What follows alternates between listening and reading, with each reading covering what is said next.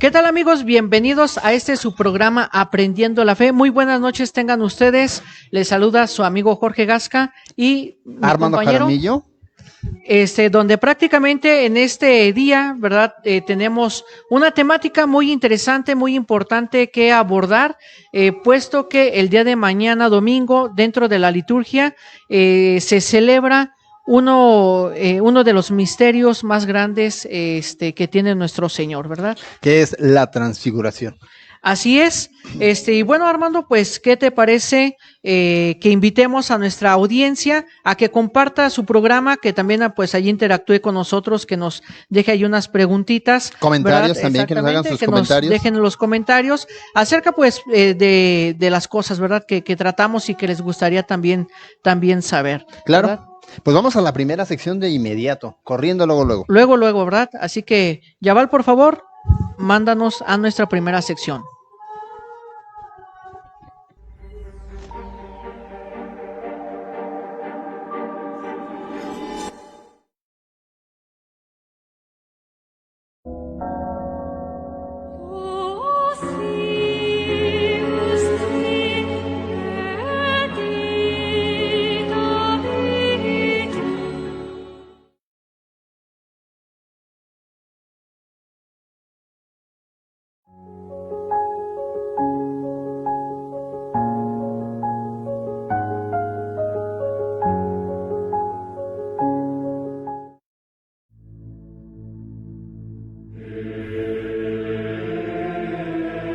Lectura del Santo Evangelio según San Marcos.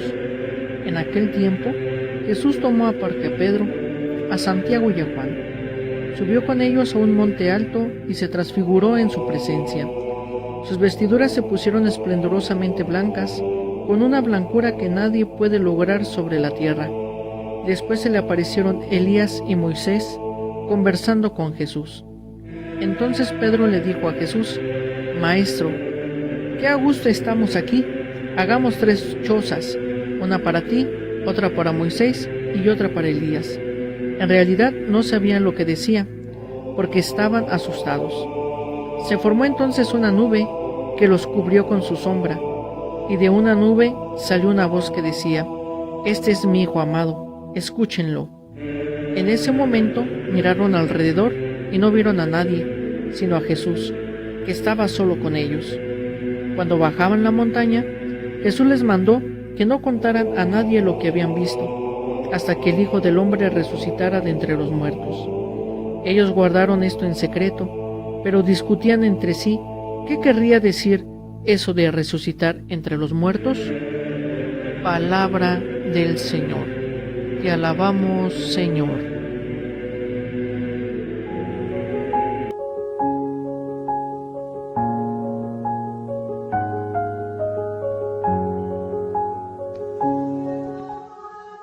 Bien, pues ya estamos de regreso, amigos, en este programa de Aprendiendo tu Fe, y de inmediato entramos a la reflexión de este evangelio tan interesante en esta temporada de Cuaresma, Jorge. Así es, donde prácticamente ya habíamos mencionado, ¿verdad?, al inicio del programa, pues es uno de los elementos, uno de los momentos importantes en la vida de nuestro Señor, ¿verdad? Bueno, pues tenemos dentro de esta reflexión que a partir del día en que Pedro confesó que Jesús es el Cristo, el Hijo de Dios vivo, el Maestro, comenzó a mostrar a sus discípulos que él debía ir a Jerusalén y sufrir, y ser condenado a muerte y resucitar al tercer día. Pedro rechazó este anuncio, los otros no lo comprendieron mejor. En este contexto se sitúa el episodio misterioso de la transfiguración de Jesús, sobre una montaña ante 3 testigos elegidos por él, que fueron Pedro, Santiago y Juan. El rostro y los vestidos de Jesús se pusieron fulgurantes como la luz. Moisés y Elías aparecieron y le hablaban de su partida, que estaba para cumplirse en Jerusalén. Una nube les cubrió y se oyó una voz desde el cielo que decía: Este es mi Hijo, mi elegido, escúchenlo. Aquí tiene un figurismo muy importante, estimado Armando y audiencia, que forma la nube y la luz, ¿verdad? Estos dos símbolos son inseparables en las manifestaciones del Espíritu Santo. Desde las teofanías del Antiguo Testamento, la nube aparece a veces oscura, otras luminosas, otras revela al Dios vivo y Salvador, teniendo así un velo sobre la trascendencia de su gloria. Con Moisés, en la montaña del Sinaí, aparece esta figura de la nube. Así es. En la tienda de reunión y durante la marcha por el desierto. Con Salomón, en la dedicación del templo. Y pues bien, estas figuras son cumplidas por Cristo en el Espíritu Santo.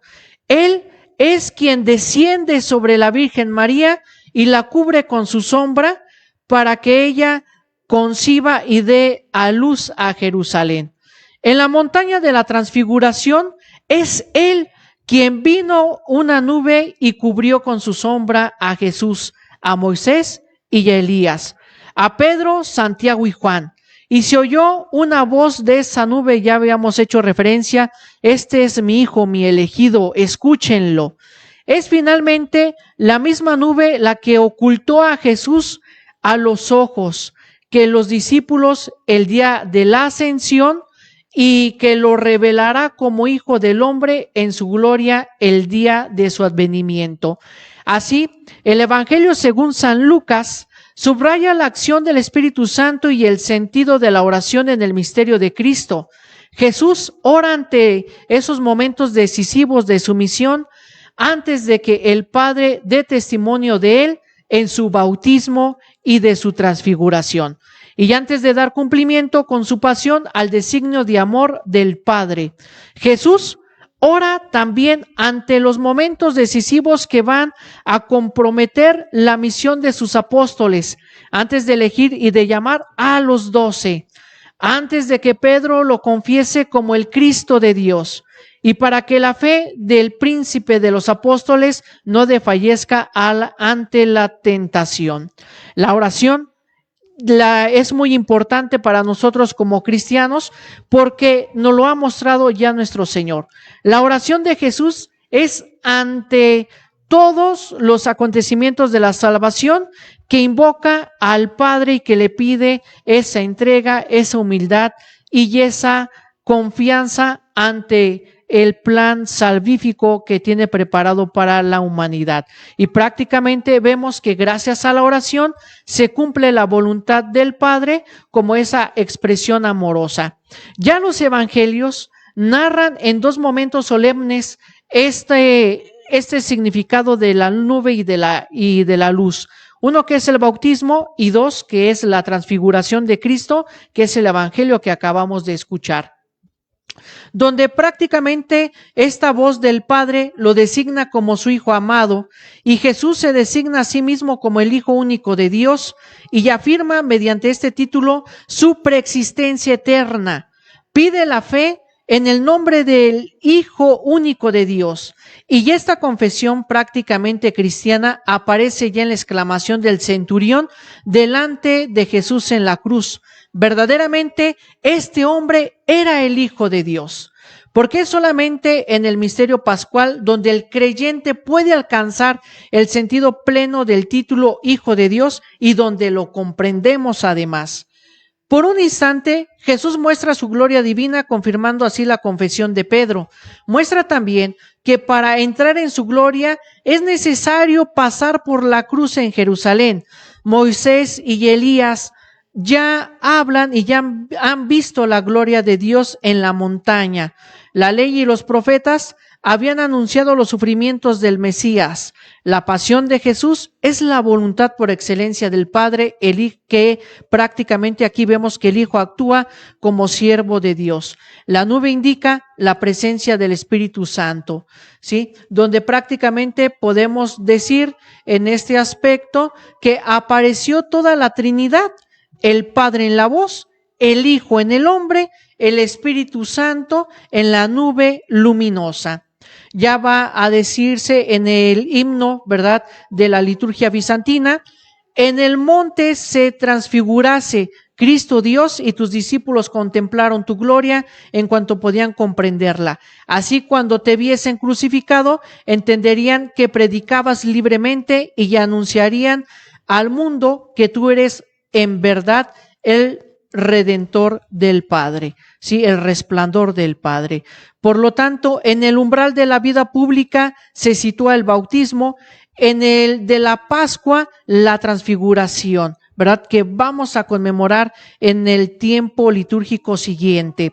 Por el bautismo de Jesús fue manifestado el misterio de la primera regeneración, que es nuestro bautismo, y la transfiguración es el sacramento de la segunda regeneración, es decir, de nuestra propia resurrección. Desde ahora nosotros participamos en la resurrección del Señor por el Espíritu Santo que actúa en los sacramentos del cuerpo de Cristo. Así, la transfiguración nos concede una visión anticipada de la gloriosa venida de Cristo, el cual transfigurará este miserable cuerpo nuestro en un cuerpo glorioso como el suyo. Por ello, ¿verdad? Y para ello nos recuerda también que es necesario que pasemos por muchas tribulaciones para entrar en el reino de Dios. Pedro no había comprendido eso cuando deseaba vivir con Cristo en la montaña.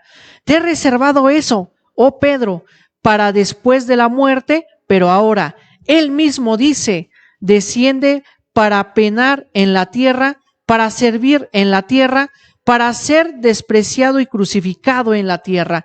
Por ello la vida desciende para hacerse matar. El pan desciende para tener hambre. El camino desciende para fatigarse. Ya prácticamente podemos decir que la fuente desciende para sentir sed.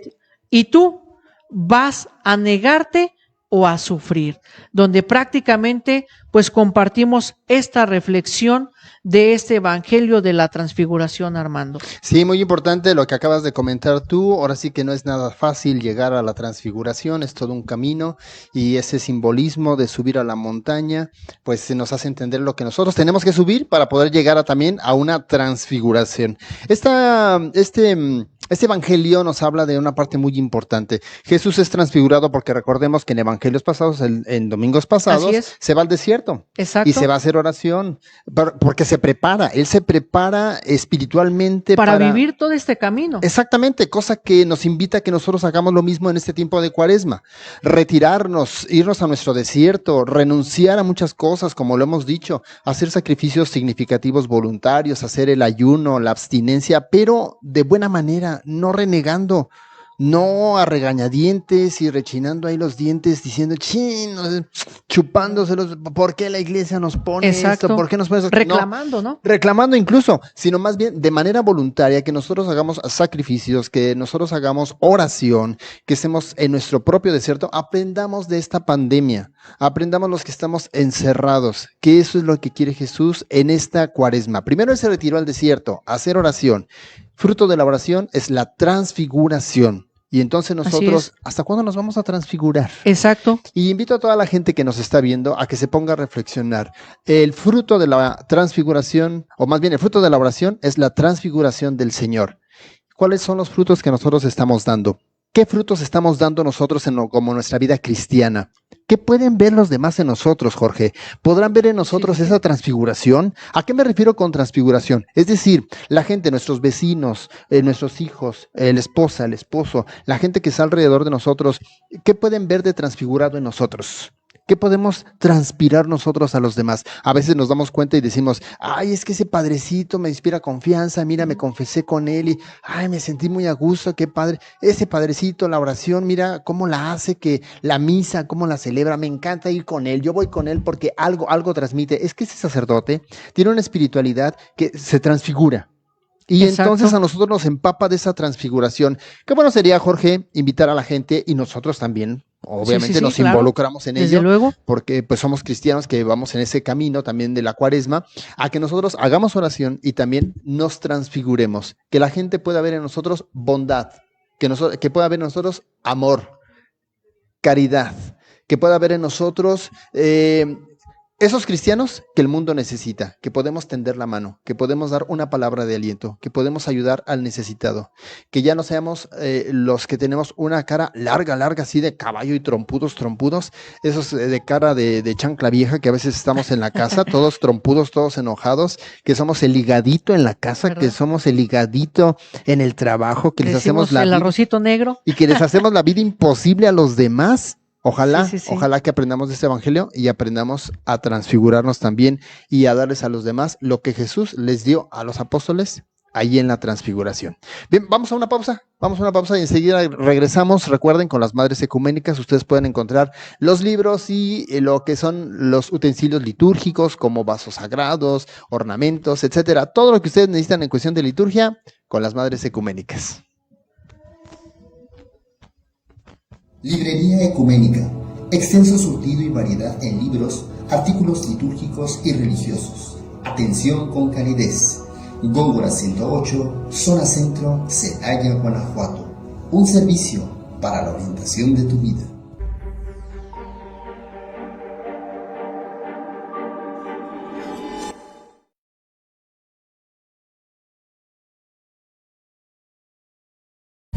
Vive la pasión del fútbol. Sigue a los Toros de Celaya.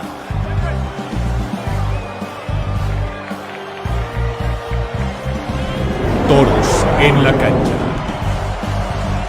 Martes 7 p.m.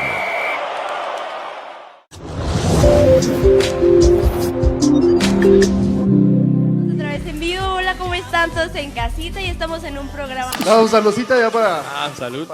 Pero aquí estamos presentes, se les agradece a todo mundo que nos... Muy buenas noches, gente bonita de Celaya, con esto. Como la dislexia también es propia de Celaya.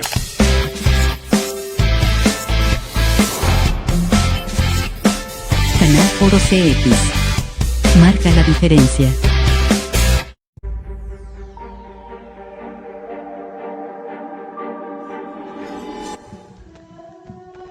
Pues ya estamos de regreso, amigos, en este programa de Aprendiendo tu Fe. Esperemos que las reflexiones que hicimos sobre el Evangelio pues les ayudan, se las compartimos a ustedes para que el día de mañana, ya sea de manera presencial o a través de manera virtual, que ustedes participen en la celebración eucarística, aprendamos de este Evangelio a transfigurarnos a través de la oración, pero demostrarlo con una actitud diferente. Y vamos a pasar a nuestra siguiente sección, Jorge. Así es, Armando, pasamos a nuestra siguiente sección, que es vivamos la liturgia. Adelante, vamos.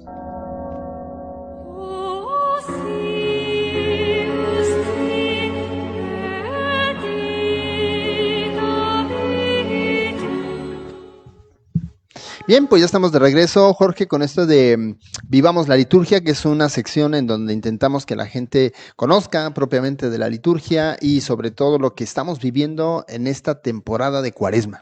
Así es, y el tema que vamos a tratar el día de hoy en esta sección es sobre los datos de la historia de la Cuaresma, ¿verdad? Cómo surge, de dónde provienen, ¿verdad? Qué otros elementos pues se tienen en este tiempo que estamos viviendo el día de hoy.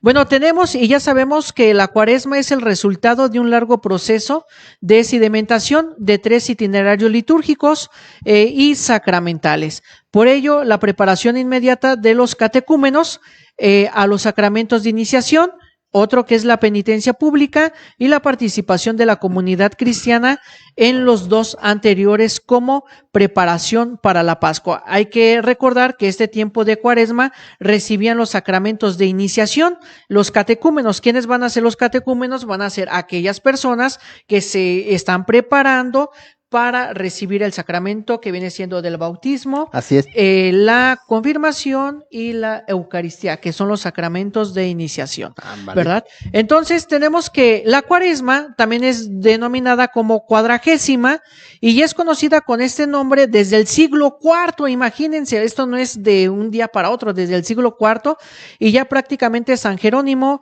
y Egería pues hacen referencia a esto, ¿verdad? Al significado del número 40 en la Biblia.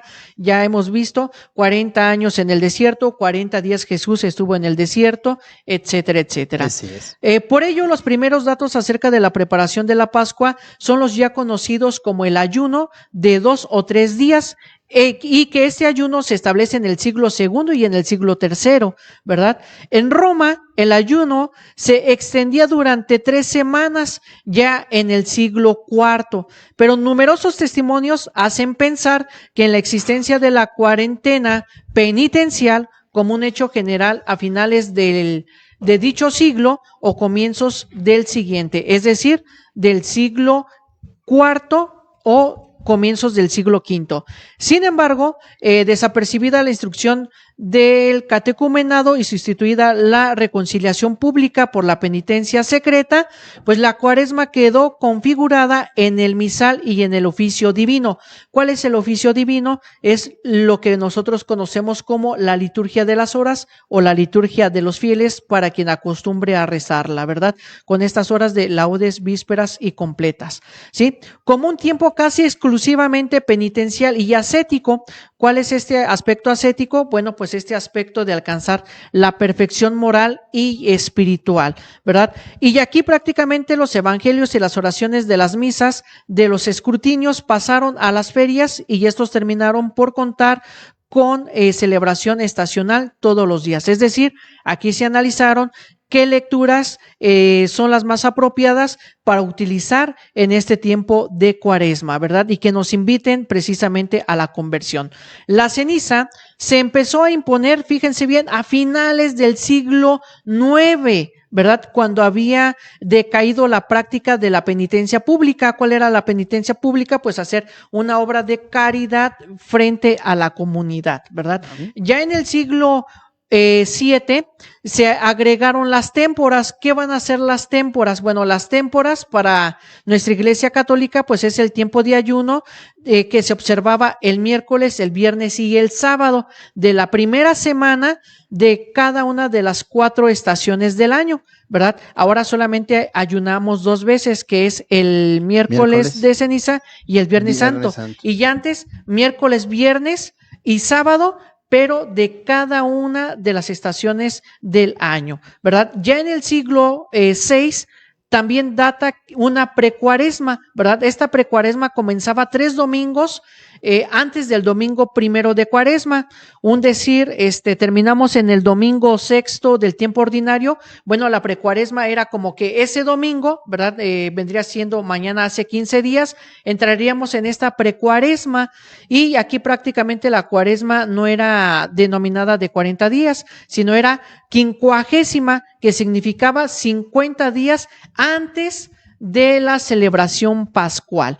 Había otra que era la sexagésima, que eran 60 días avanzado, otro domingo más, terminando la cuenta del miércoles de la octava de Pascua, ¿verdad? Así prácticamente era otro domingo anterior, ¿sí? Y la septuagésima, que hace referencia a 70 días, a base de incluir otro domingo antes de terminar en el segundo de Pascua, ¿verdad? Prácticamente se prolongaba la cuaresma en este sentido de preparación para los catecúmenos. Fíjate nada más cómo ha venido cambiando la estructura de la cuaresma a como hoy la conocemos. Así es, exactamente. Y que es importante, digo, ahorita que estamos escuchando esto de parte tuya, tu participación en cuestión de la historia de la cuaresma, cómo ha venido cambiando para ir puntualizando un poquito y que a veces hoy en día nosotros decimos, ay, la cuaresma, 40 Exacto. días, ¿para qué? Y todo, si supieran que antes eran 70 días. Exacto, o que nos preguntamos de dónde viene, Claro, ¿verdad? también. Exacto. Sí. Entonces, este periodo desapareció, esto de los 60 días, 50 días y 70 días, desapareció en la reforma del calendario de 1969. Ojo, aquí esto ya dio pauta el Concilio Vaticano II, que terminó en 1965, si no mal recuerdo, que ayudó a esta reestructuración de los tiempos litúrgicos. Y prácticamente este domingo 6 de que correspondía a la sexagésima, ¿verdad? Toma el domingo de Ramos o domingos de la Pasión. Y el domingo 5 de Cuaresma, pues queda despojado, ¿verdad? De esta referencia de los escrutinios y pasa a esto que ya decíamos del domingo de la Pasión, ¿verdad? Dando lugar a esto, pues se añadió la costumbre de velar las cruces, las imágenes y los retablos en el siglo XI. ¿verdad? Aunque solo se hizo oficial en el siglo XVII. Ahora ya no nos quedamos velando los retablos ni nada, No, ya no hace pero falta. se hace la adoración o la visita de las 7 casas, Sí. una vez que se celebra el lavatorio de pies, ¿verdad? O la celebración de la institución de la Eucaristía, que esto hace referencia como a ese velar las cruces, las imágenes, los retablos de nuestras iglesias. Y por otra parte tenemos que la devoción a la Pasión de Cristo y a la Virgen Dolorosa, fíjense, desde aquí viene, desde 1969 aproximadamente, unos años atrás también, invadió las últimas semanas de la Cuaresma, sobre todo a partir de la Baja Edad Media. Fíjense, de la Edad Media, desde allí viene este aspecto de la devoción a la Pasión de Cristo y a la Virgen Dolorosa, que conmemoramos el Viernes Santo. Y que por cierto aquí se da nieve y agua, ¿verdad? aquí en Celaya, es lo que te iba a Exacto. decir, está tan arraigada esa devoción a la Dolorosa, el viernes antes del viernes...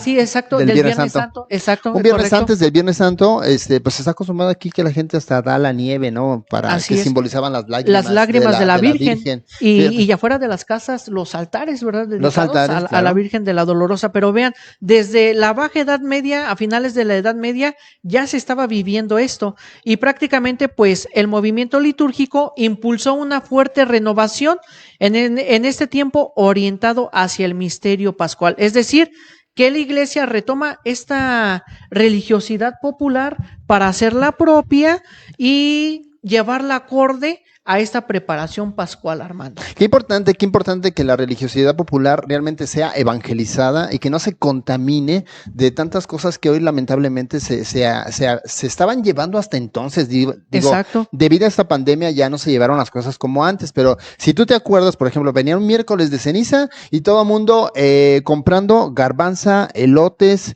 comprando afuera chicharrones y todo eso como si fuera toda una verbena popular, cuando es un día de penitencia. Exacto, de guardar, de reflexionar, etcétera.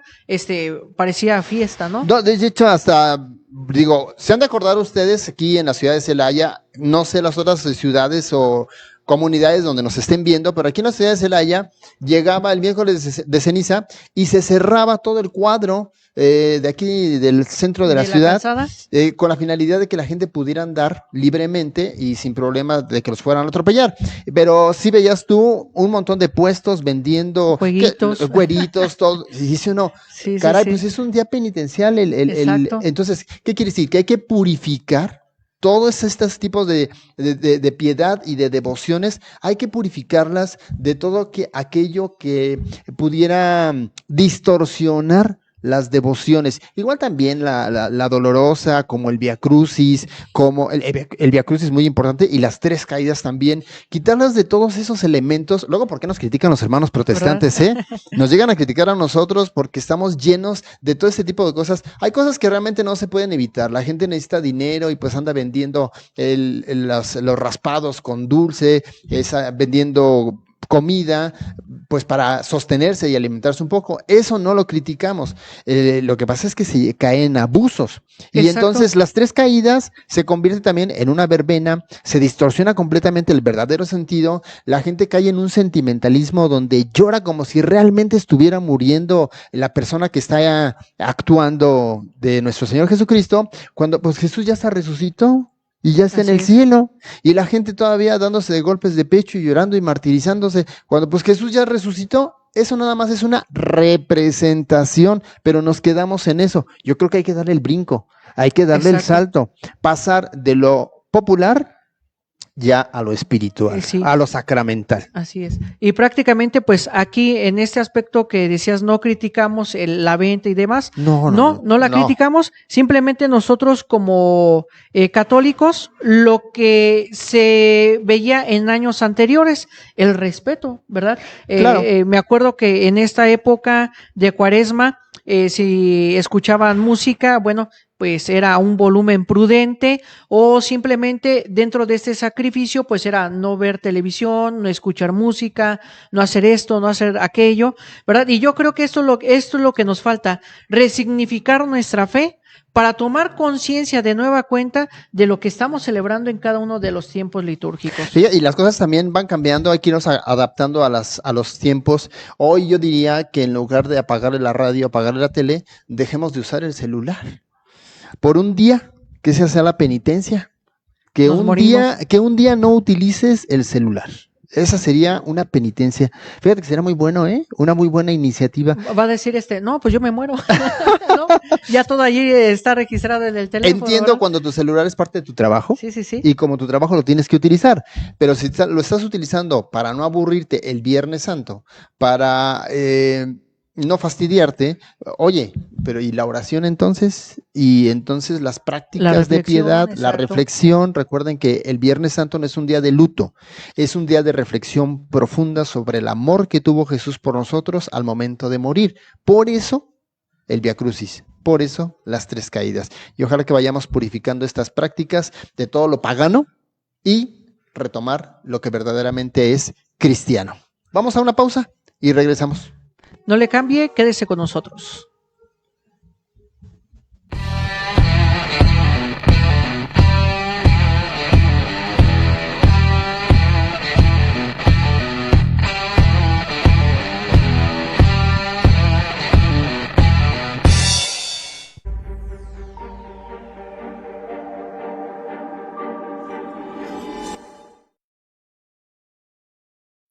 Vive la pasión del fútbol. Sigue a los Toros de Celaya.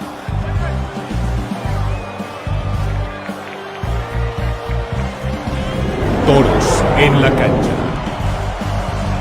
Martes 7 p.m.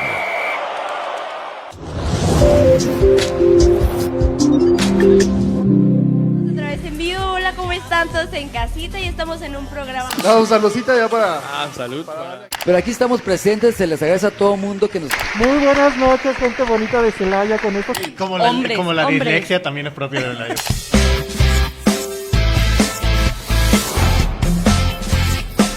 Canal Foro CX. Marca la diferencia.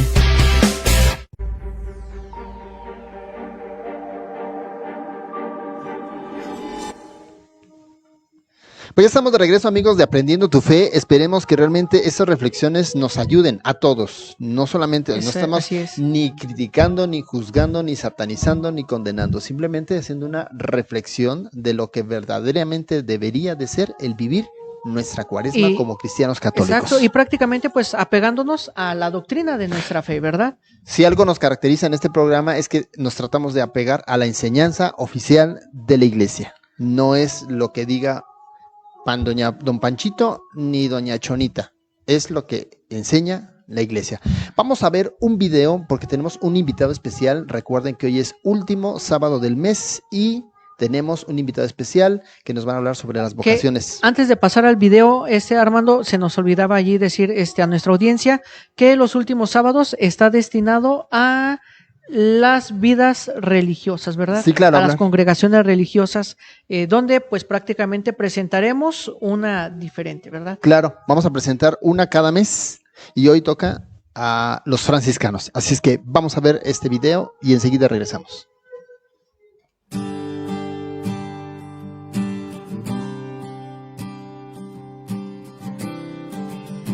Descubrí mi vocación, creo que lo puedo resumir en 4 momentos. El primero en un grupo juvenil al que asistía, allá en Ciudad Juárez. Este grupo creo que me despertó mucho mi interés por servir a los más necesitados. El segundo fue un encuentro en un congreso eucarístico, en donde por medio de la humildad de un sacerdote, impactó mi vida. Y yo dije, yo quiero consagrar mi vida a Dios. El tercer momento, y creo que es la clave para abrazar esta vida franciscana, fue allá en Juárez, también en Ciudad Juárez, en la colonia Tarahumara, cuando me di cuenta que 2 franciscanos vivían en medio de gente gente necesitada, y pues esta gente necesitada eran los hermanos tarahumaras. Entonces fue el tercer momento que impacta mi vida. Creo que el cuarto momento es mi familia. Mi familia ha jugado un papel muy importante en mi vocación. Pues ellos desde muy chico, aunque a mí no me gustaba ir a misa, pero ellos me inculcaron mucho la fe, aunque no me interesara nada de esto. Ya después lo fui yo descubriendo. Entonces, por esos 4 momentos, creo que nace mi vocación. Ser fraile franciscano es ser fraternidad, ser hermano, estar con los otros, estar compartiendo la vida con el otro. Para mí, eso es ser fraile franciscano.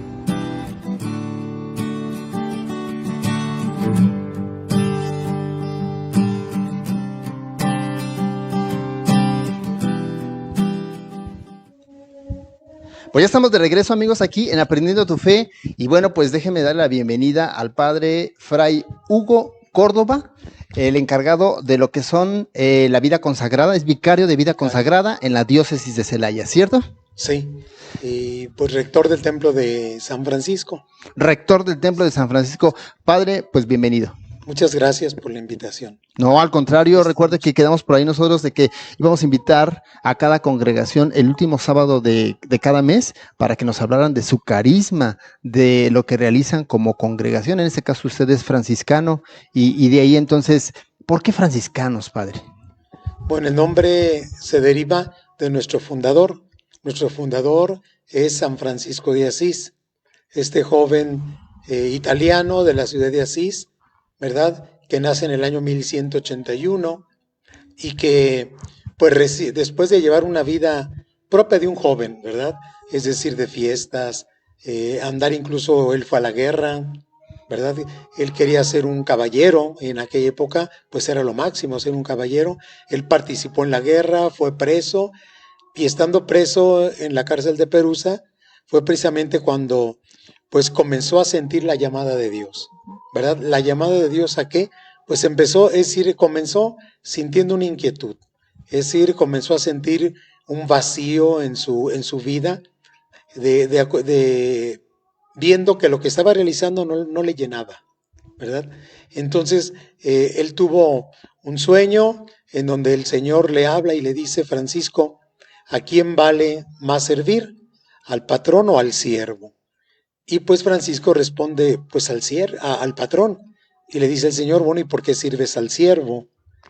Y de ahí que Francisco comenzará a reflexionar hasta sentir, después, claro, de un proceso de conversión, de reflexión, de oración, ¿verdad? La oración que es tan importante como lo estaban comentando anteriormente. Claro, sí. Pues de la oración entre Francisco delante del crucifijo de San Damián, llamado así, de una capillita que se estaba cayendo en las afueras de Asís, Francisco escucha la llamada del Cristo que le dice: Francisco, ve a reparar mi iglesia porque esta amenaza ruina.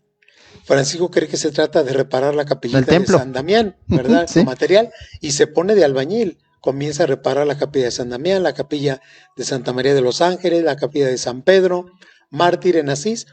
Y sin embargo, con el tiempo va viendo que pues Dios no le pedía eso. Dios le pedía que reparara la iglesia, pero la iglesia humana, la iglesia conformada por el cuerpo místico de Cristo, que somos pues hombres y mujeres. Claro. Y bueno, padre, dentro de su carisma, ¿qué es lo que hace dentro de la congregación?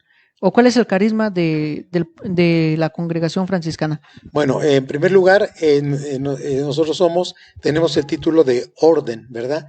Que es diferente a congregación.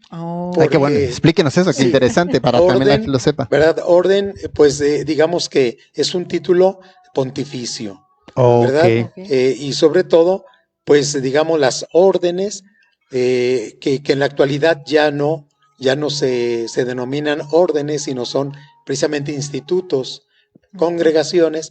Las órdenes, digamos que terminaron en la Edad Media, ¿verdad? Hasta allí fueron las órdenes conocemos los benedictinos, ¿verdad? Los cartujos, los agustinos, los dominicos, los franciscanos, ¿verdad? Son las órdenes, la orden también femenina de cada una de estas ramas. Sí, porque también ¿verdad? existe la rama femenina. Y también la orden franciscana seglar de los terciarios, llamados así.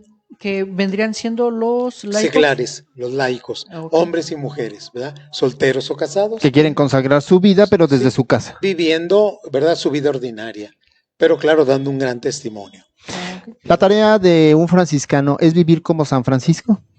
Bueno, sí, él es nuestro fundador y claro, nosotros seguimos la regla que escribió San Francisco de Asís, que es nuestra forma de vida, ¿verdad? Y que tiene, ¿verdad? 12 capítulos, aprobada por el Papa Inocencio, ¿verdad? Y que es la que regula nuestra vida. Y podríamos sintetizarla en el primer renglón que comienza. La regla y vida de los hermanos menores es esto: vivir el Evangelio de nuestro Señor Jesucristo, ¿verdad? Sin nada propio, en obediencia, ¿verdad? Sin nada propio y en castidad. Híjole, aquí está sintetizada. Padre, qué difícil para hoy en día entender esos conceptos de vivir sin nada. Sin nada propio. No, eso no es mío. Y eso hay que entenderlo, de hecho, muy bien. Ajá. ¿Verdad? Porque a veces la gente dice, bueno, ¿cómo sin nada propio? Los vemos que andan en auto, los vemos que viven en conventos y demás. Sí, pero por ejemplo, yo que me acaban de cambiar aquí a Celaya, yo usaba un auto allá en Querétaro, ¿no? Pero el auto no era mío. Claro. El auto era de la fraternidad y se queda al servicio. Yo me vine sin auto. No estaba a su nombre. No, claro que no. Y a veces, aunque esté, ¿verdad? Uno lo deja. Claro. No es mío, de hecho. No es de su propiedad. Llego aquí, pues me prestan un auto, ¿verdad? Porque se tiene uno que mover en auto. Pero sin nada propio significa no tengo yo propiedad. Claro. Ok. Padre, y dentro de la orden, tenemos que está la opción de ordenarse y de quedarse como fraile. ¿En qué reside esto que unos sí se ordenan y otros se quedan como frailes? Pues esto reside en lo que llamamos nosotros vocación. Dios llama. Y la llamada a unos los llama al orden presbiteral, a otros los llama a ser hermanos, que antes se les llamaba legos, pero ya se quitó el término porque lego significa una persona analfabeta. Ajá. En la actualidad se dice hermanos no clérigos. Vale. ¿verdad? Pero responde a una vocación. Es decir, y eso lo va uno descubriendo, ¿verdad? En el camino de la formación. Que desde el principio se dice, por ejemplo, lo que vimos en el video inicial. Sí, claro. La promoción es, ¿quiere ser hermano menor? ¿Quiere ser hermano franciscano? No se dice, ¿quiere ser sacerdote? No, si se fijan. Sí, claro, ¿quiere ser hermano franciscano? Sí, claro. Esa es nuestra esencia. Perdón, padre, ¿eso se deriva porque San Francisco de Asís no fue sacerdote? No fue sacerdote. De hecho, San Francisco de Asís le ofrecieron, ser sacerdote. Él dijo, yo soy indigno, ¿verdad? De ser sacerdote. No, y entonces rechazó el ser sacerdote. Se dice, ¿verdad? Que de hecho que él fue diácono, ¿verdad? Por ser fundador, de hecho el magisterio de la iglesia le exigía, ¿no? Pues al menos ser diácono para que tengas un grado, ¿no? Claro. Por así decirlo, sí. En términos humanos. Sí. Pero Francisco no quería ni eso, Él decía, no, yo soy indigno y yo pues soy siervo, ¿verdad? Y quería ser el último en la familia franciscana. Sin embargo, y así se comportaba. Sin embargo, en la orden existe la opción. Ahora sí, decía, en la orden existe opción, ¿verdad? Entra uno y le presentan a uno. Aquí, si tú vienes, es para ser hermano menor. Pero claro, pon atención porque Dios te puede llamar al sacramento del orden, o puede ser también diácono permanente, o puede ser hermano laico. Vaya, cuántas formas de servir, ¿eh? Cuántas formas de servir. Padre, ¿y sus años de formación? ¿Cuáles son las etapas de formación que se tiene? Sí, las etapas son las siguientes. Primero, claro, se tiene 1 o 2 años de camino de descubrimiento vocacional, y eso es en su casa, ¿verdad? Uh-huh. Pero se tiene acompañamiento, ¿verdad? Importante eso, el acompañamiento. Que se tiene retiro, se tiene visiteo de casas, etcétera, a lo largo de 2 años. Se tiene entrevistas y finalmente, bueno, se dice, puedes ingresar o no. Claro, ahí no es compromiso, ¿verdad? Uh-huh. Es apenas. Ahora diré rápidamente las etapas, que es aspirantado 1 año, ¿verdad? Postulantado 1 año. ¿verdad? Mínimo cada etapa. Puede ser más, según cómo se vea el candidato. Noviciado, 1 año. Quien guste puede, aunque no vaya a ser sacerdote, puede estudiar la filosofía 3 años y la teología 4 años.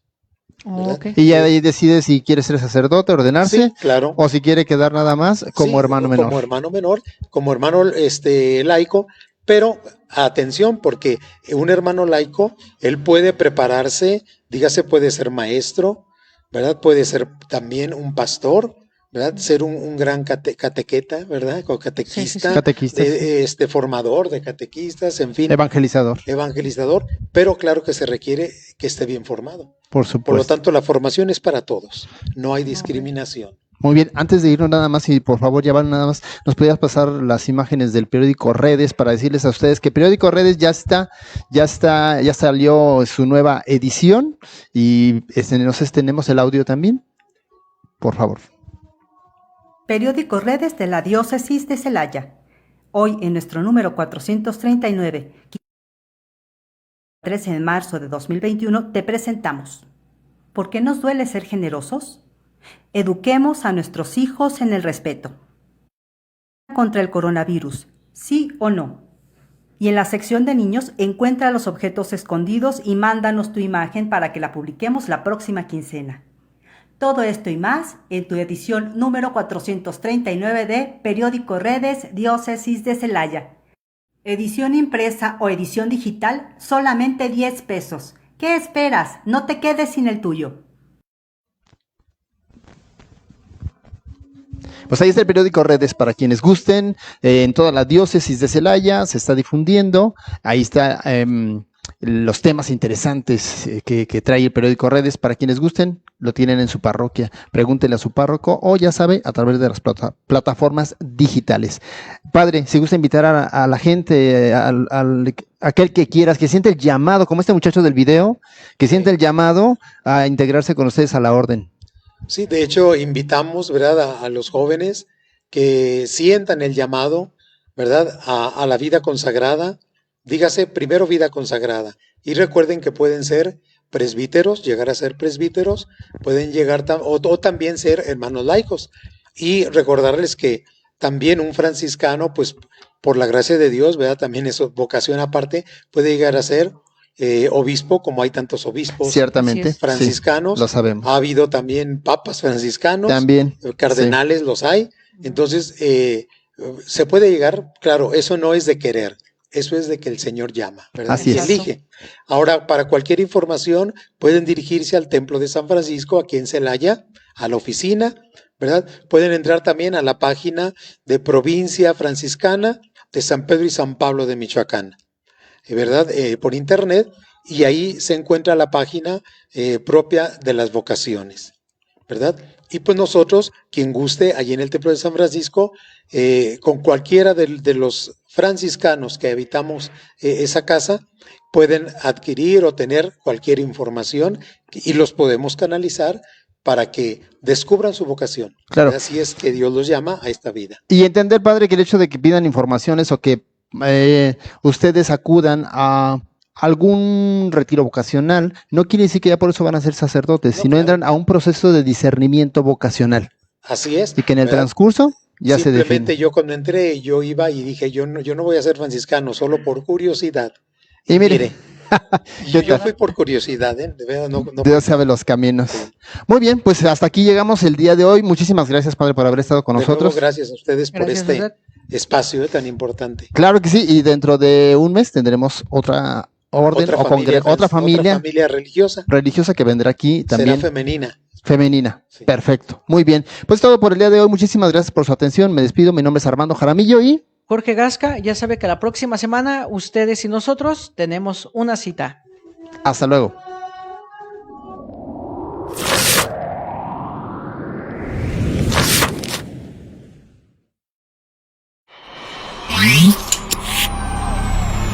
Canal Foro CX, un foro de expresión libre. Canal Foro CX, marca la diferencia.